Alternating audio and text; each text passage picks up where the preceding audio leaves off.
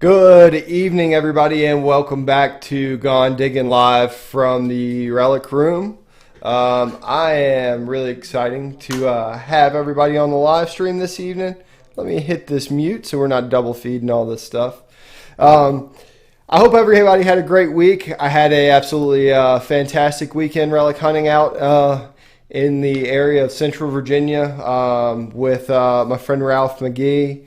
Um, I'm really excited for this show this evening. We are going to have a great guest set up here.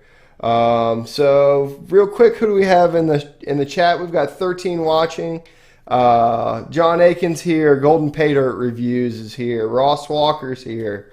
Who else? We Dig Missouri. What's up, buddy? Longest Howl's here. Zero Discrimination. Heartbreaker Relics.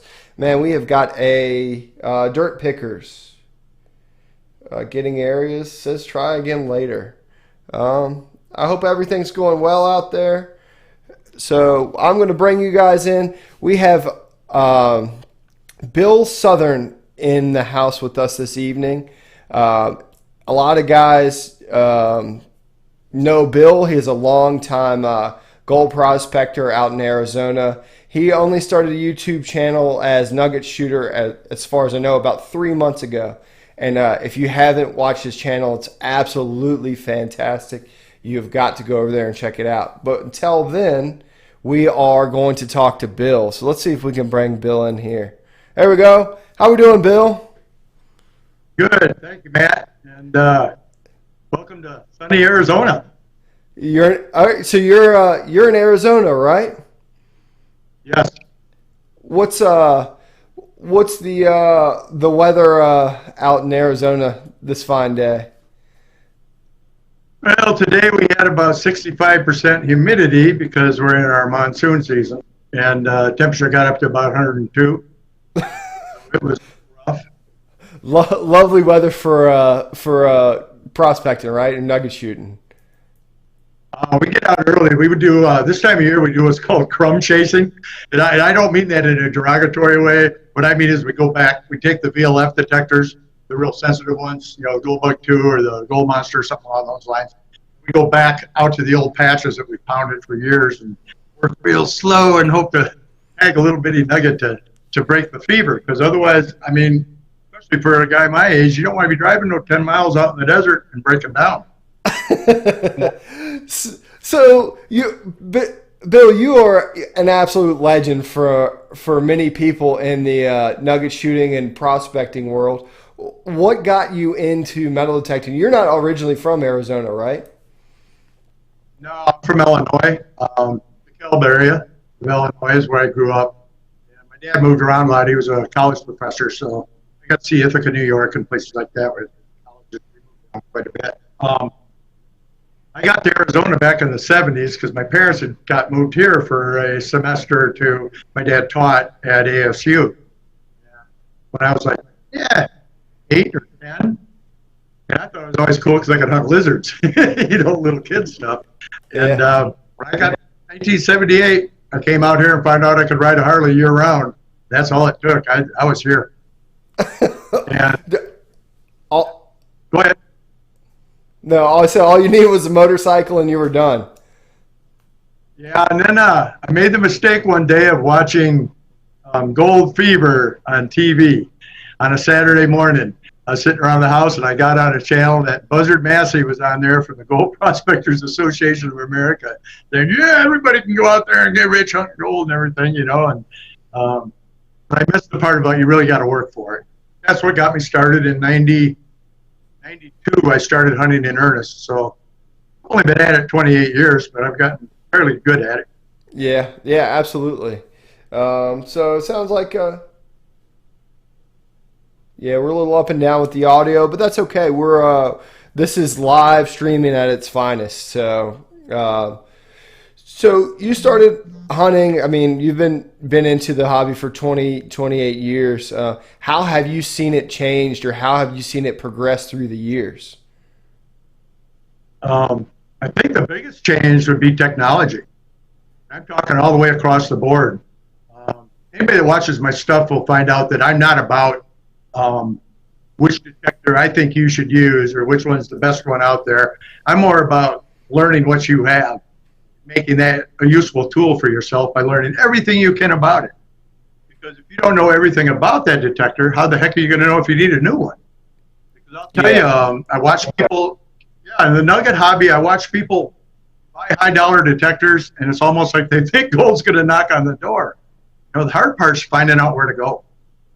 Right.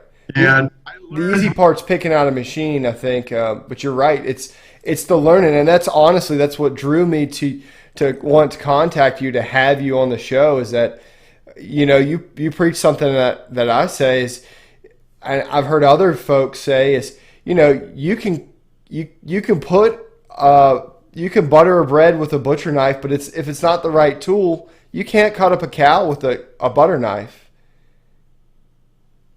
That's it. And I think my message, if I really do have a message. I've only been on YouTube. I got signed up in 2014 when Kevin Hoagland told me I had to do YouTube. And I tried a couple of them and saw how dorky I was, so I never got back around to it. And then I met Aqua Chigger. He came out here by accident this spring. We ended up putting together a little bit. And I was really excited to see the message he delivers to people. I actually started getting online and looking at guys like you and the other people that are in there, not just showing your finds, but showing what it takes to make those finds. And that's what's important to people. And it doesn't matter what detector you have, because basically, as much as I use a lot of Mind Lab, I use other brands, but that's not necessarily the best tool for somebody else. The trick is to learn the detector you have, and at least have somebody you're going to buy from maybe give you a lesson. That's a big help in this industry. It's learning. And you got to realize this, you guys that hunt coins and Rolex work way harder than I do, I think. I'm looking up where the old timers went before. I'm looking at geology and going out there and swinging my detector. I think following human history is pretty cool. Yeah, absolutely. I mean, and I understand. So you're hunting a claim that's been hunted for years and years, right? Some. I join clubs, and if somebody's going to be new to this, I highly recommend you join a club. There's so many of them in each state in the Southwest, and some cover more than one state. And they're all pretty good. Some are for profit, some are for not for profit, but they still all deliver the same message. That's education. And I watch people all the time get on a claim in Arizona that belongs to the GPAA or the Roadrunners or somebody. They get out of their truck, and I used to do this, so trust me, it's real. Get out, and you still don't know why the heck you're there. It all looks like dirt and rocks. And the funny thing is when I try to educate people, and I'm not trying to sell this book because I don't sell it. I don't know if you can see that. There we go. Yeah, we see it great. Okay. That book names every economically important placer gold deposit, spelled placer. It's placer gold. Placer gold's gold that's come out of the host rock, blah, blah, blah, and is in the dirt, washes.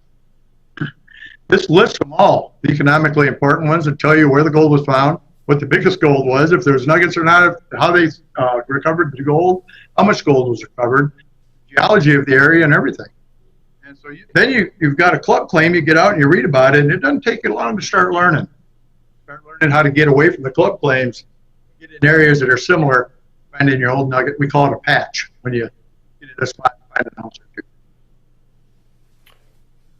two. And that's where you're able to, I guess that's the same thing we kind of do in the relic hunting world, right? We take known history. Consistently find things.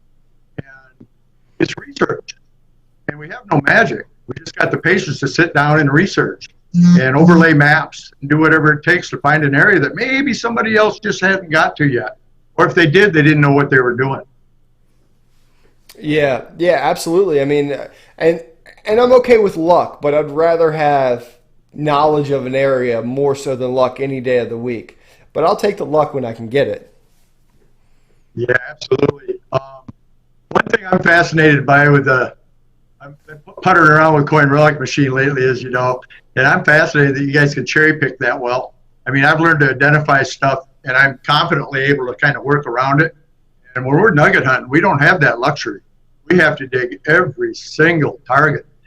because there's no discrimination that's reliable out there. So we dig a lot of trash, I'll tell you. And in your end of it, you dig every single target if you can. Point relic guys, I watch a lot of them are real good at overlapping their swings and digging every target. I don't know how you do that in some of those burnt down house areas or a place where they bulldoze a home. I mean, you guys got to cherry pick, don't you, through most of that stuff? Oh, it's tough. So, I actually do hunt with a gold machine. I hunt with a MineLab GPX 4500 for Civil War relics. Nice. And you understand the discrimination is pretty minimal on that. But you have to. It's a lot of times it's tones. It's what the site specific. Some of those times you have to go and dig every single thing. My favorite story about metal detecting is I had a house site, and the lady was kind enough to let me come back whenever I wanted for years. And she had a horse pasture, and it was loaded full of aluminum cans. And she said, well, some guys had found some bullets in the area, and I, you can go out there and hunt, but it's a lot of garbage out there. Well, the first day I went, I said, I'm going to take an hour. I'm going to dig a 5-gallon bucket full of aluminum. And after that, I'm going to cherry pick. I'm going to dig what I thought was good. Well, I did that every time I went. So it meant that I had to really slow down and dig everything. But the more I went, the more stuff I found. And it was incredible, And I think probably you run into some of that stuff as well, don't you? Yes, we do. And for years and years and years, all the companies have really worked hard to create detectors that would do both really well.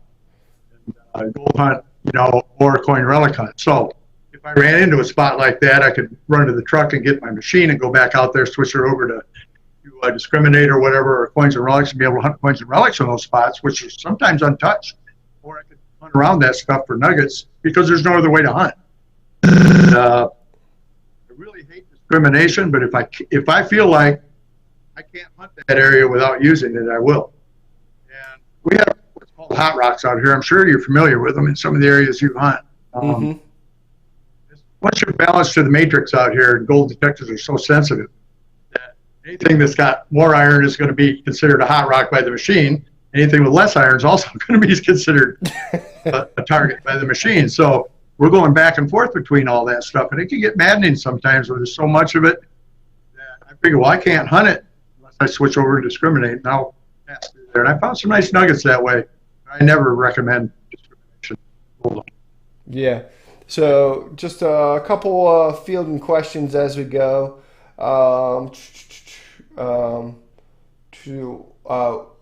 What machine are you using when you're hoping for a coin or a relic? Right now I'm using MineLab Equinox 800, and I'm favoring the 6-inch coil right now because, like we were talking about earlier, Matt and I, about the trashy areas. I live in an area where a whole town burnt down. When we have wildfires in the desert, they spread pretty quick.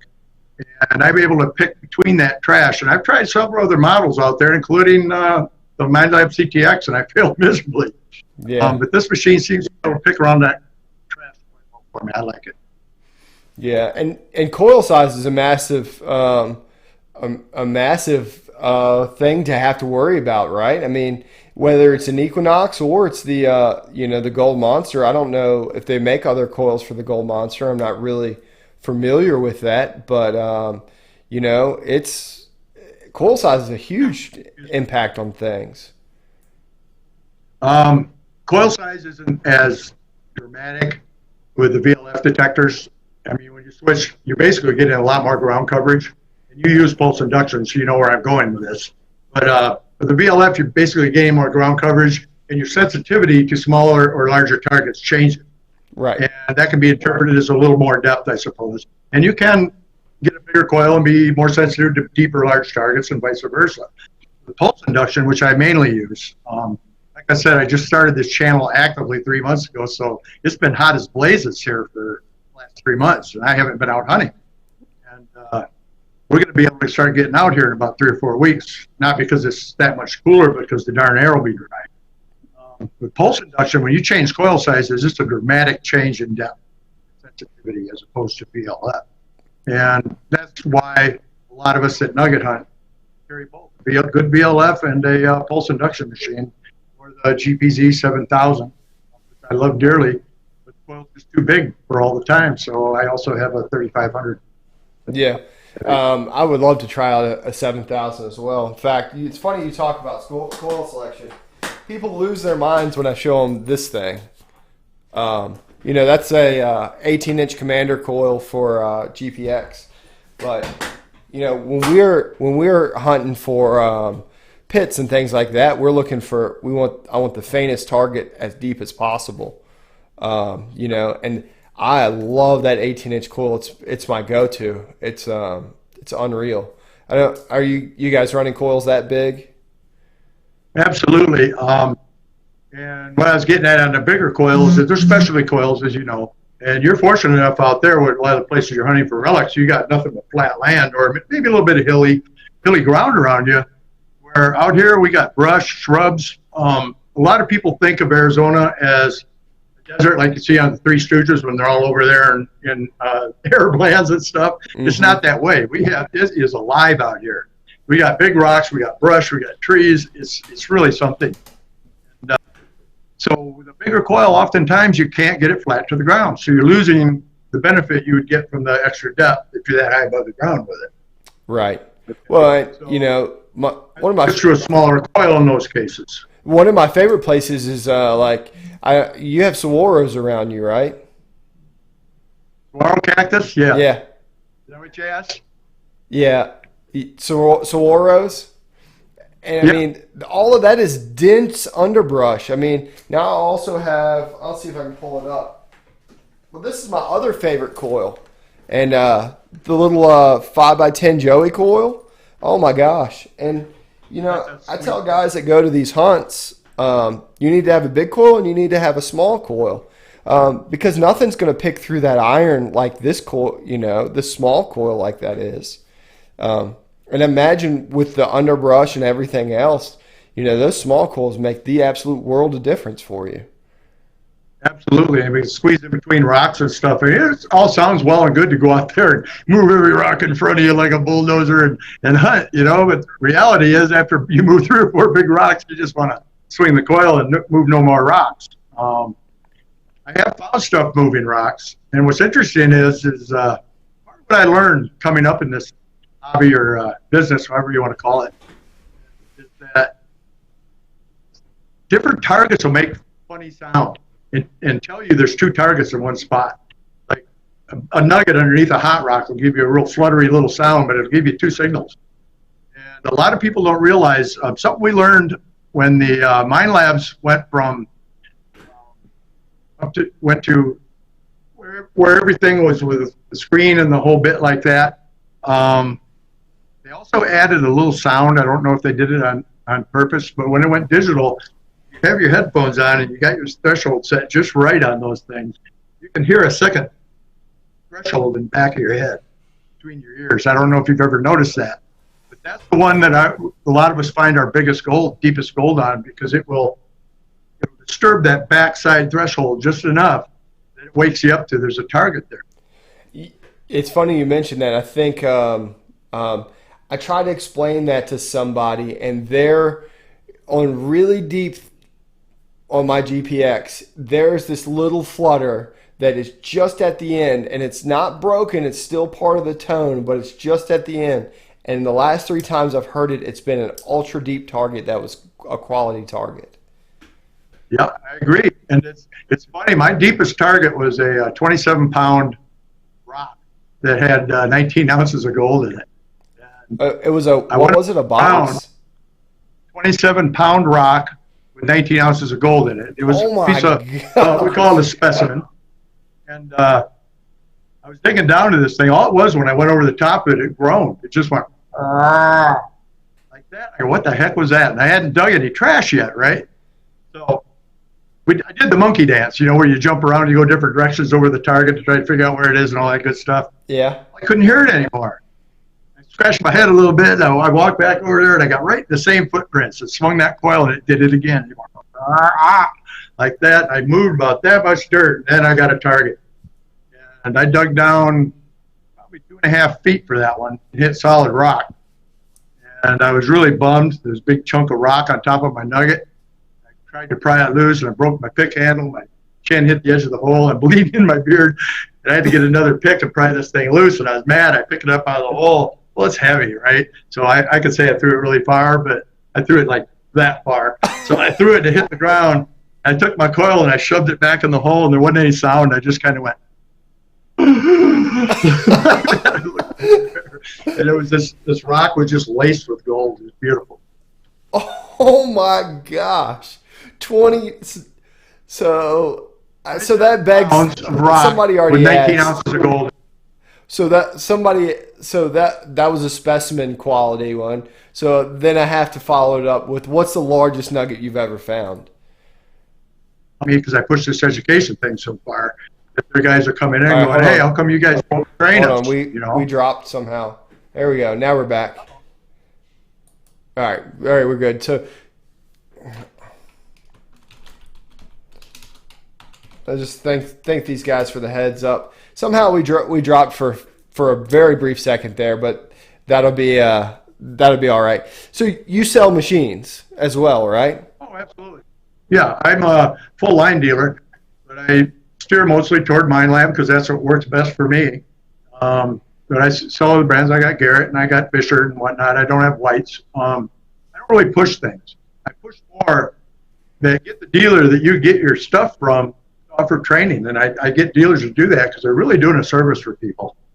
And I watch so many people. You and I talked about this one time already, about so many people that buy a beautiful machine and ends up a closet ornament. And then they're going to buy the next highest priced machine because they think it's going to find more gold than the first one. Right. Sad to say, but the machine doesn't find the gold or your relics. You do. You know what really, you know what really blows me away, and I love seeing it, is I watch a lot of the guys over in the UK, and one of the most popular machines over there is the Ace series. And they find lots and lots of coins. They find lots of gold, lots of rings. I mean, and here people say, oh, you swing an Ace 400 or 300. That's a crappy machine. But you look over there and those guys are just doing fantastic with them. You know? So they've learned their machine. Yeah, it's a good machine. The guy who's using the machine is probably even better than the machine. He knows those little flutters on an Ace or whatever those tones are. You know, it's pretty awesome. Just a little quick side note: we have 27 watching in the stream, and that is absolutely awesome for a Monday night. For you guys catching up, just jumping in, we're hanging out talking with the Nugget Shooter, Bill Southern. Learning all kinds of knowledge about metal detecting for nuggets, or just fun adventure stories. So was your just one of my questions. So is that one of your best days metal detecting, your 27-pound rock? I guess it would have been, except I ended up pretty much giving that away because I was doing a claim evaluation for somebody. But my best. I got into a wash one time and got 10.5 ounces of gold in a day and a half. Wow. Those are all single nuggets. And wow. It was just a little bitty wash nobody had stumbled into yet. So, and watching your videos, you often go with other folks. You mentioned going with the Aqua Chigger, going with Bo. Do you have a normal hunting partner that you go with? Tammy. For the most part, most of us are loners.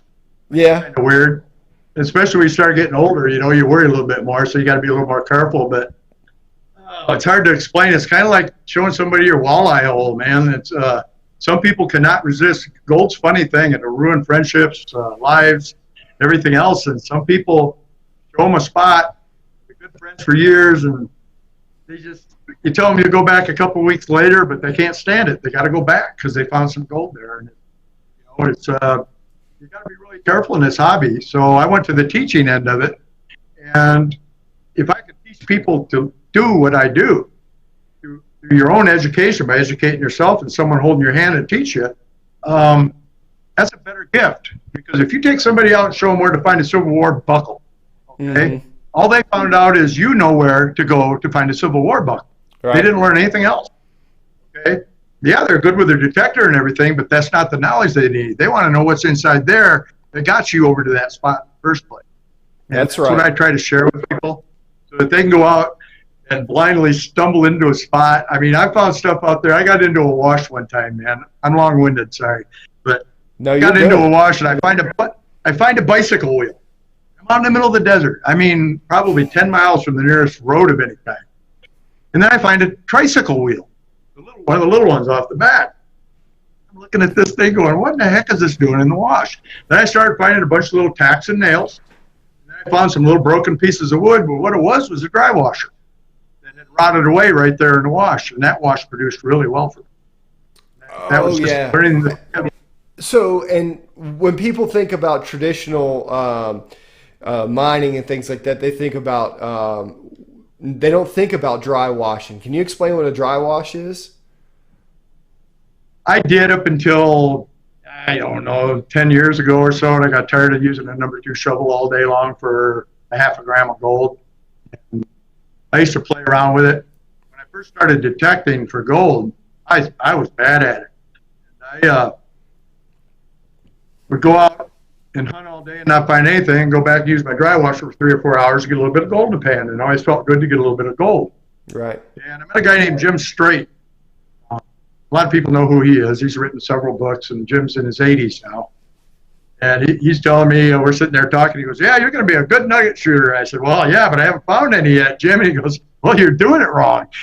And I just looked at him. I was flabbergasted. You know, I just never had anybody be that direct. I said, what are you saying, Jim? And he said, I just told you you're doing it wrong. He gave me a copy of his book. I read that thing, and it opened my eyes to a lot of things. And that book's called Follow the Dry Washers by Jim Strait, the Nugget Shooter's Bible. And, what an amazing book. But what that gave me is a lust for education. And I'm not a geologist, but I've learned enough to know what I'm looking at on the ground in the gold. You know, and that's something I think that's really important too, is that so many of these things that we learn, you know, Google is an amazing thing, but the experience that one person like yourself can give to somebody starting off can never be replicated on the internet. It's like looking through the old relic identification books, or even better, going out and hearing the old stories where old guys would say, man, we found all this stuff here, or we found all this stuff. And then taking that new technology and applying it to those old places. Yeah, and the thing about dry washers, we were talking about those earlier. That's where I got my first nugget, was in my own dry washer header pile. Wow. Part of Jim's advice was to always check your piles when you're done.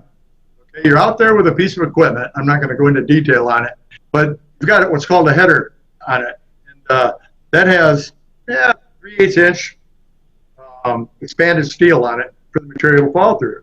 Everything else falls off into a pile. That's called the header pile. The rest gets processed into the fines pile, right? Well, those guys in the old days didn't have the luxury of going back and drinking a beer in the RV if it got rain or something. They were working for beans, you know, so they'd work rain, shine, wet, dirt, not. I got done for the day, and I was going up to the truck. I loaded everything. I had an electric dry washer, so I carried the battery and everything up, and I grabbed my detector, and I came back down the hill. Now, mind you, I'd been looking right at this pile the whole time I was loading. I swung the detector over one time. It screamed. I looked right at the top of the pile. There's a nugget laying right there. 2-gram nugget laying right on top of the pile. But I didn't see it. It was dirty. But as soon as the detector saw it, I saw it. Right. I looked around at all those other dry wash piles at San Domingo, and it was all downhill for me from there. Yeah. Or uphill.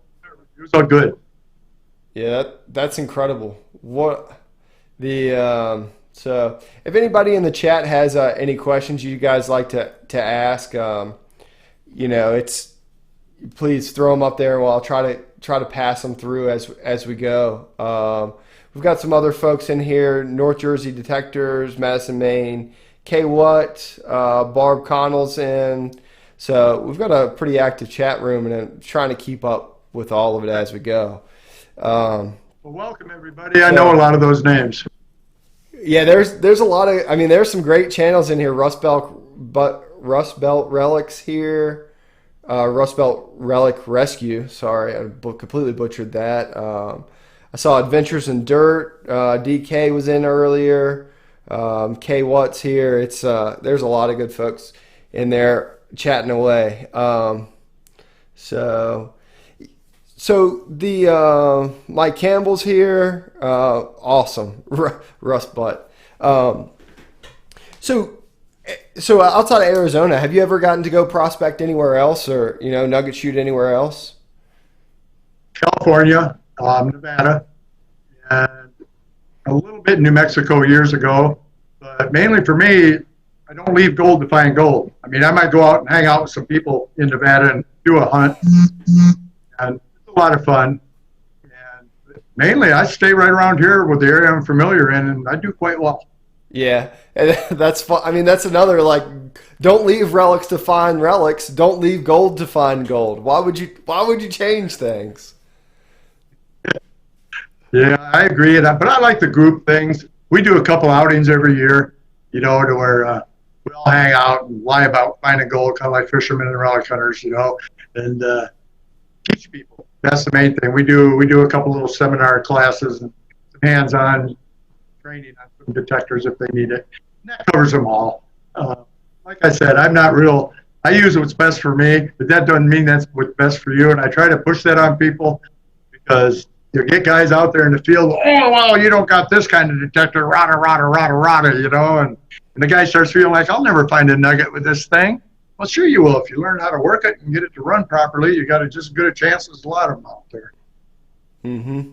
Yeah, and then the other part's just putting your coil over it once you get all that stuff straight. I mean, we all had those days that you seem like you just can't find anything, and whoever you're with just puts their coil over top of it, and other days you can't do anything wrong. You know. Yeah, my girlfriend's been pulling that on me a couple times. She got 5 one day, and I got skunked. She got a nice one this last week. But, So, hey, Old Dominion Diggers, what did he say? Landon Cotton said, "Do you need a permit for gold, or can you set up camp any public land?" Yeah, so maybe you could talk about the process of. I know that there's different claims. You can't move on people's claims, but outside of that, how do you go about finding areas that you may think have gold on them? that's a great question. Um, we have a lot of public land here.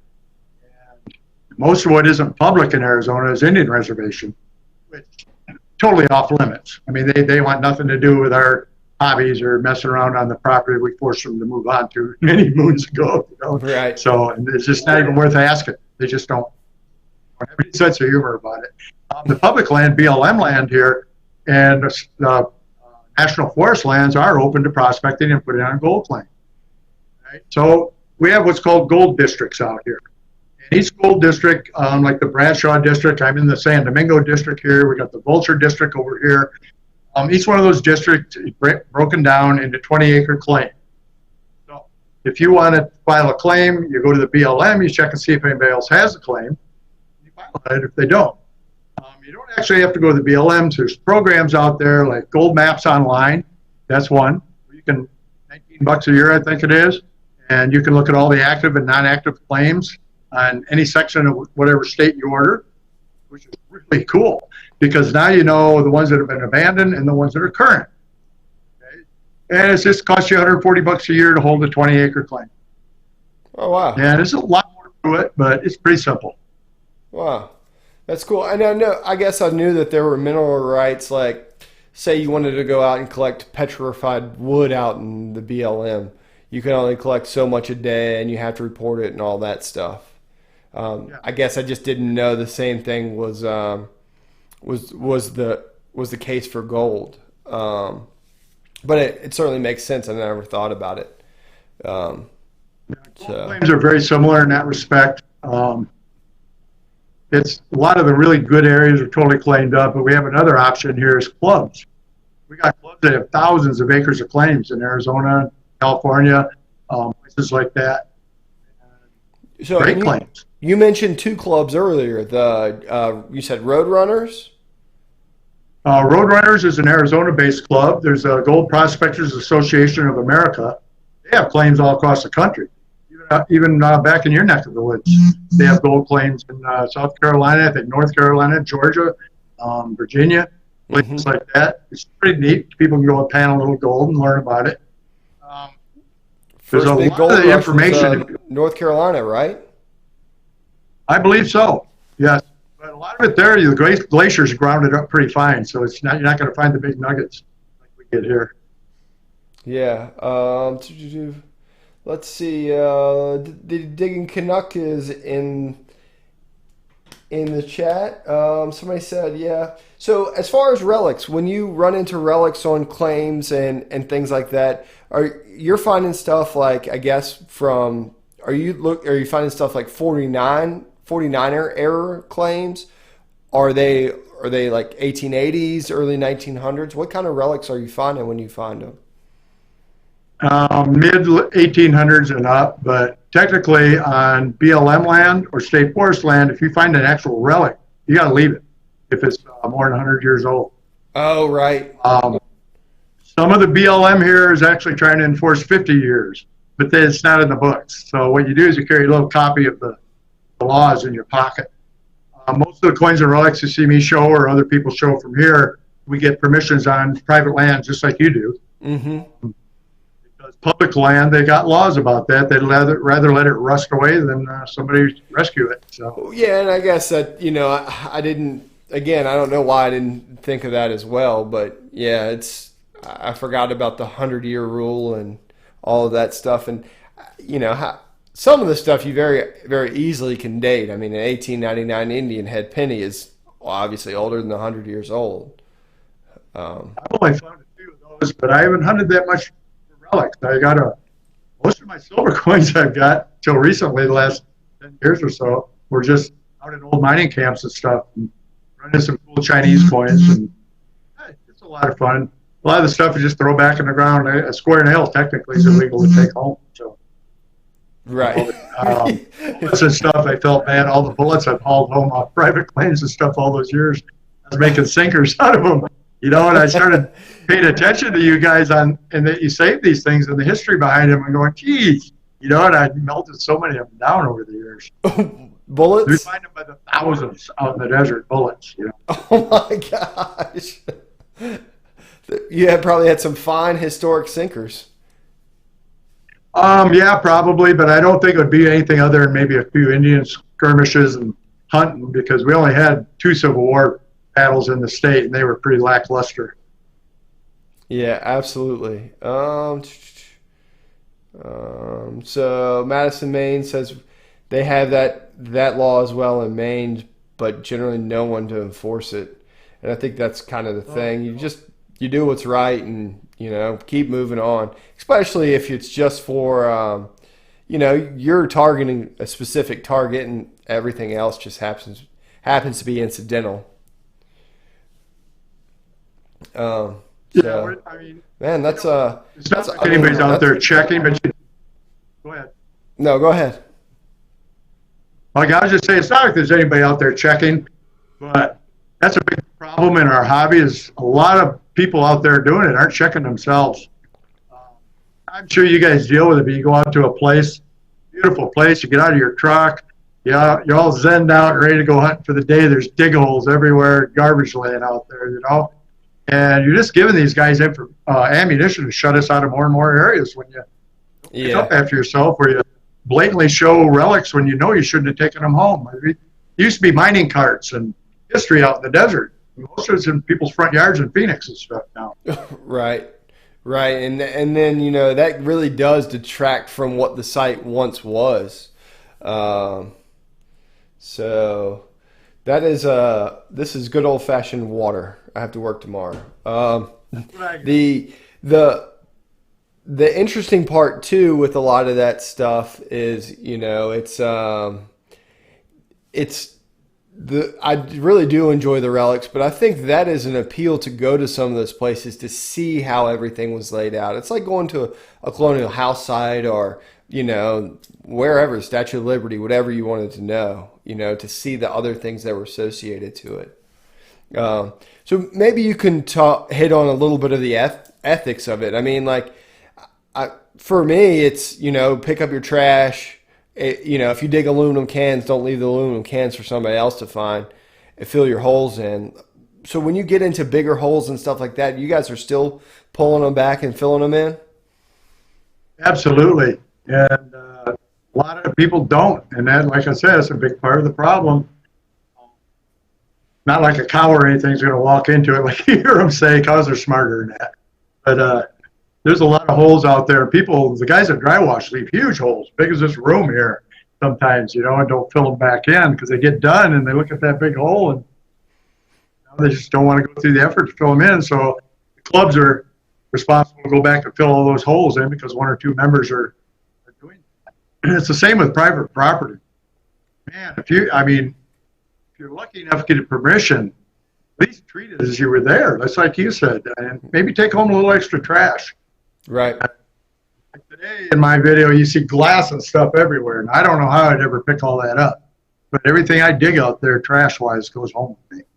Yeah. And sometimes, yeah. So Old Dominion Digger said, leave it the way you found it. And I absolutely agree. The unfortunate part is, like, since I've started metal detecting the rivers and stuff like that, I kind of unfortunately taken the aqua chigger stance of that I'm a steward of the river, but I'm not the janitor of the river either, or the lake or the piece of property. I'll always try to make a place better than I had arrived, but sometimes it's just difficult. It's too much.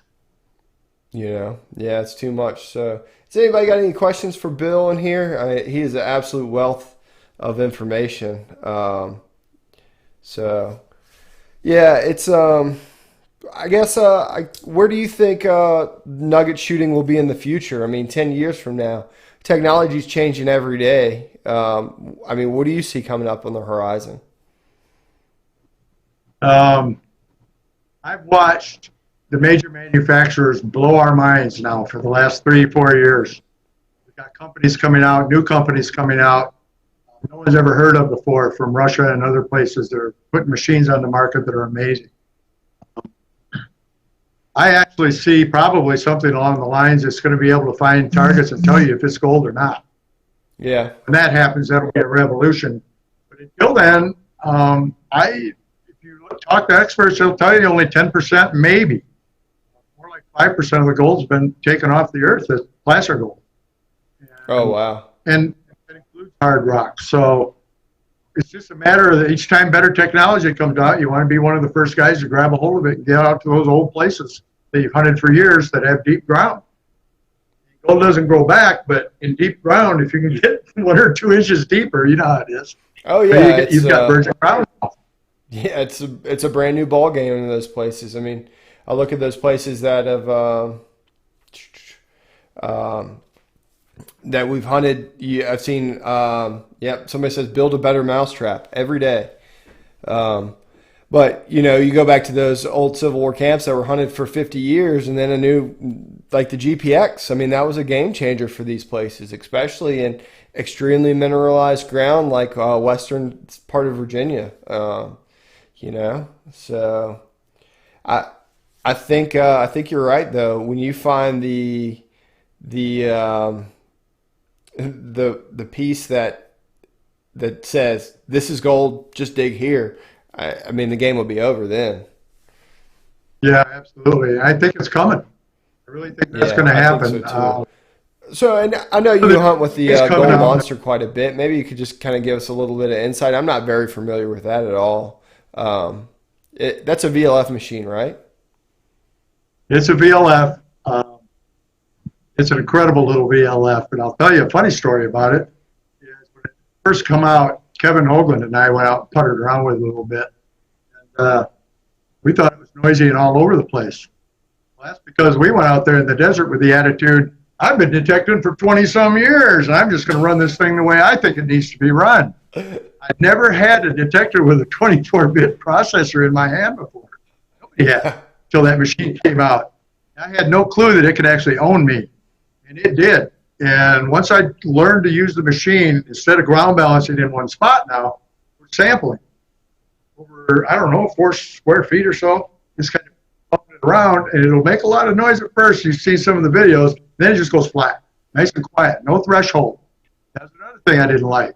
So we're struggling, trying to make a threshold by turning the sensitivity all the way up and all the way down. It was pathetic. But once I used the machine the way that my lab engineers told us to use it when we were at the partners conference before it came out, and I started understanding how it worked. It's an incredible machine. So that's where people get in trouble, and that's what actually got me frustrated enough to start YouTube, is because so many people were on there saying how much that little gold monster didn't work. And I could see by watching their videos it was user error. I just wanted to help. Yeah, for sure. I mean, I think that's the case with a lot of machines that get poor reviews. I think I'm probably guilty of that myself, But I think once you put, like you said, once you put the time in, that makes all the difference in the world. So somebody with a telephone number for a name asked, do you find most of your nugget hunting in bedrock gullies, and when do you decide to work the sides of those gullies? Great question. In most gullies that I find gold in, I start searching the hillsides and the banks right away. When I'm prospecting, I'm in two different modes when I'm prospecting or recovering nuggets. When I'm prospecting, I'm hunting the most likely places for the gold to fall out over thousands of years, not just the last 10 years. So with that in mind, any time you got a gully, the bank's coming down like this, all that stuff up there was once the top of the wash. It's cut its way down.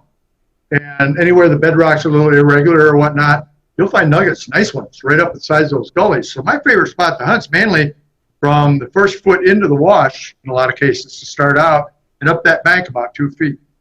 And if I'm finding good gold in the wash all the way up, I start hunting the hillsides and looking for geologic indicators, like metamorphic rock and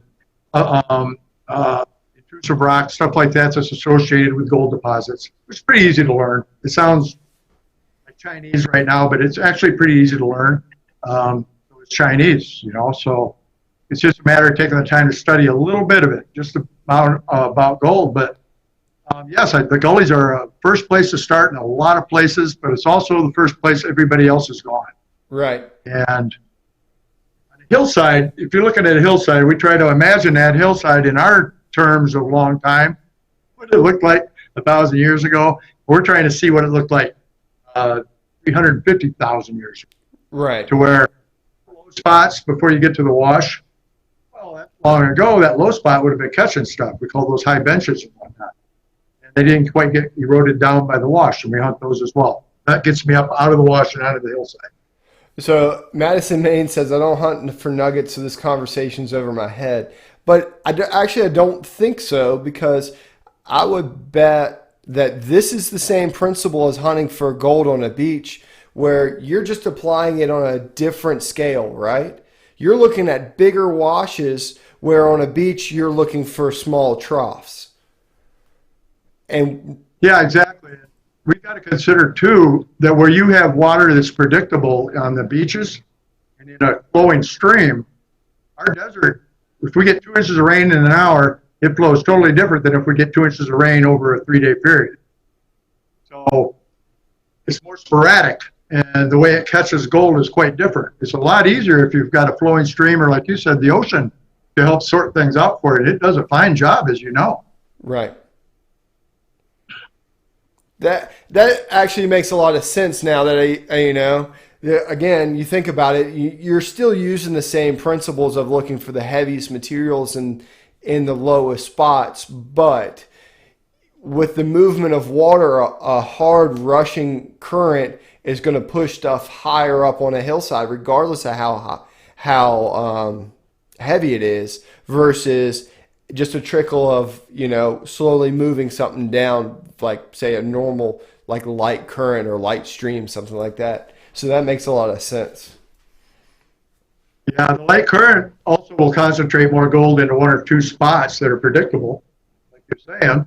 But when that wash comes down, you get 4 inches of rain in an hour, and that wash is coming down 12 feet deep. I mean, we got spots out here. I'm kidding, not kidding, where there are cars wrapped around mesquite trees in the middle of big giant washes. That water at one time flowed hard enough to wrap. Is a Pontiac. It's wrapped completely around a big giant trunk of a tree. Wow, And you that's look incredible. at that, you feel mighty puny. Yeah, absolutely, absolutely.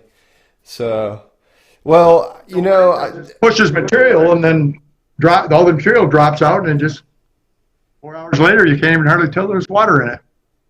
wow. Yeah, absolutely. Yeah, I mean, I've been to like Utah and seen some flash floods in Utah, and they're incredible. But it's here, and then it's gone. I mean, and it's almost instantaneous. So, you never gotten caught out in one of those washes during one of those rainstorms, have you? Yeah, but I was really young and dumb. I had an old 65 Ford van, one of those with a flat front.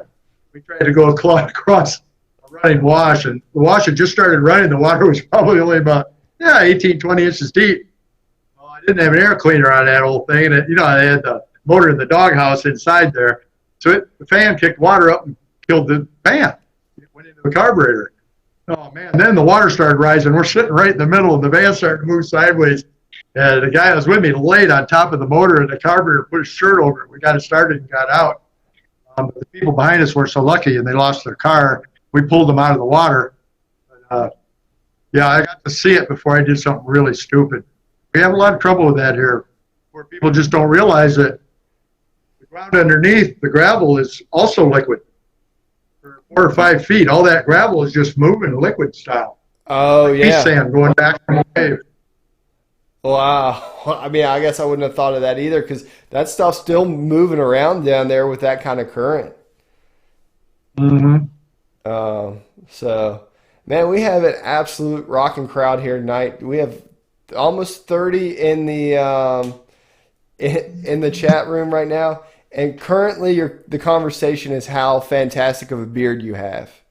Mental Metal said that he will be he'll be starting to grow out his goatee pretty soon, but I don't know that he has the follicle fortitude to make it happen. Thanks. Yeah, I don't know. It looks pretty good after a day on the bike, though. It's all up like this. So, absolutely, absolutely. Man, It's kind of funny. It looks like all old prospectors end up looking like this. I don't think we have a choice. it's just the nature of the beast, huh? Man. Uh-huh. Well, I guess maybe we'll finish. Man, we're over 31. So if you guys like this episode, you want to see Bill back, reach down there and hit that like button. So I guess we can we're pushing up on an hour right now, but I actually do get a few folks that kind of move to my channel and they talk about being new to metal detecting, and if you could find one thing you could tell yourself when you first started, do you have any idea what that may be? Boy, that's a good one. Trust your ability to learn and do research before you trust your detector and whatnot. And after the point you've learned somewhere, you can go on your own without expecting somebody else to show you. And I'm talking about all forms of the hobby now. The utmost important thing after that to me would be fully learn your metal detector. I mean, if you have to put the book in the bathroom, you read it every day till you can't stand it anymore. Until you know everything about that machine. Because guys that are making those constant finds, the guys you almost think sometimes, man, that guy in Australia can't be finding those big nuggets all the time. Well, yeah, they do.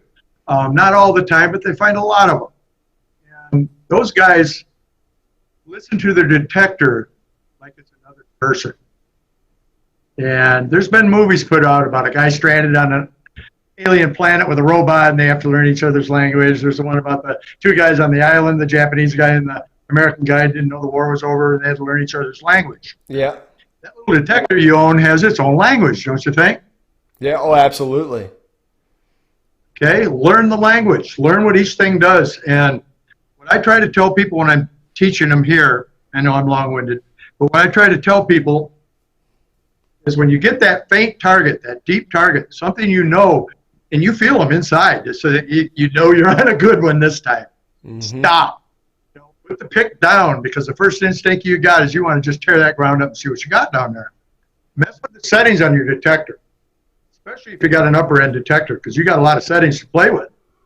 See if you can make that target louder. See if you can make that target softer. See if you can make it more stable. And once you're able to do that, you're going to find out that you can pick up any detector and do well because you learned the basics. Yeah, absolutely. That is absolutely fantastic stuff. Man, I personally, I mean, you nailed it. You know, I wish I would have learned that very early on when I started digging. And I haven't been doing this for that long. This would be my 8th year of metal detecting, coming up now. And I feel fortunate, and, you know, but man, if I would have learned that one thing, and if I would have, the only other thing I ever would have learned was patience, that would have been it, you know? Yeah, you know, that's funny too, because there's a point in the day when you're done. You know, that moment where you're going through the brush and you get all bent out of shape because you snagged your cord or something in the brush on your headphones, and you're all rah, rah, rah, rah. Or that one target you go over and you go, I know that's trash, I'm not digging it. Just go home. You're done for the day. Especially in nugget hunting. We dig them all. And if you think you can start knowing what something is before you dig it, you need to go. And you touched on something earlier that's really important. Discrimination is really cool to have, but it's not. You'll notice even on the best machines, it'll tell you something's different if it's 5 inches deep from the first moment you heard it till you get some dirt off the top. And even the best discriminators are giving you their best bet. And if a target overloads your coil, discrimination is not going to work anyway. You really need to take a look at that target. Yeah. I can tell you multiple stories and bore you to death about guys that walked away from big nuggets because they thought it was trash. Yeah. Huge overload signals. There's a fantastic video of exactly what you've talked about, of a guy in Australia digging a massive nugget, and it was this huge overload, and it couldn't have been much more than that far in the ground. And the other one that, I mean, for me, really, it's the same. I don't know if it's the same gentleman or not, but he takes 4 different nuggets, he buries them in the ground, and he makes everybody guess what they are, and on his video. And then he goes back and he digs them all up, and they're all gold nuggets. And he's like, never guess, always know, dig it all. And I was like, all right, well, he's right. So, and it applies to all of it, you know, whether you're nugget shooting, you're looking for silver coins, you're looking for gold rings on a beach or relics somewhere else in America or the rest of the world. So if anybody has any more questions for Bill, we've absolutely nailed down the hour mark, and it's super easy to do. I've had an absolutely fantastic time with you, Bill. It's your vast knowledge. I mean, it's awesome. Plus, you got a great beard. Who can argue that?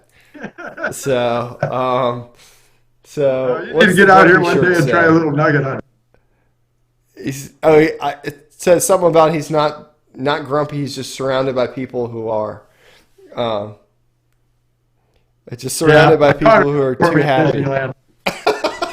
There you go. Well, I think that's a fantastic way to. Somebody said, when can we come out and hunt with Bill? Bill's not going to let you come out and hunt. He's a loner in the washes, I guess. But Bill, do you have any other social media? So your YouTube channel is the Nugget Shooter. Nugget Shooter is my YouTube channel. I have a website at nuggetshooter.com. And I also have probably one of the longest running gold forums on the internet. Started back in the early 90s, called Nugget Shooter Forums. They're all educational places. Facebook, Nugget Shooter, or Bill Southern, either one. So I'm pretty much all Twitter. I'm on there, so I'm pretty much all around. I am seriously on a mission to help people have the success that a lot of us share in this business or hobby, however you want to put it. And I've been getting a lot of feedback that I'm actually helping folks, so it's got me jazzed.